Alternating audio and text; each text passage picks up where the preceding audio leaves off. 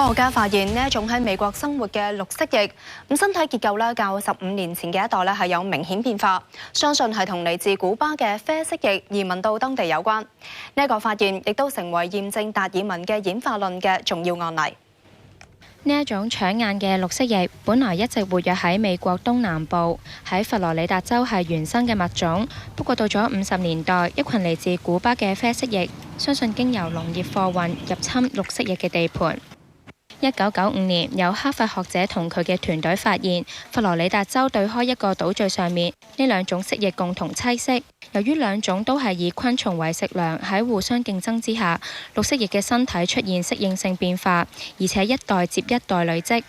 經過15年、近20代嘅觀察，研究人員發現綠蜥蜴越爬越高，腳趾變得更大，腳上嘅鱗片有更多黏液，可以爬上更幼更滑嘅樹枝，避過啡蜥蜴嘅攻擊。研究人員話呢一種演化速度相當驚人，如果以人類比喻，情況就相當於美國人只要經過20代嘅演化，平均高度就由一般人嘅1.75米增至1.93米，同一個 NBA 球員相若。呢一次研究係難得嘅演化案例，因為大部分演化嘅時間尺度都遠遠超過人類壽命，但係今次學者只係喺15年之間就成功目擊演化嘅發生，可以話係親眼驗證咗演化論。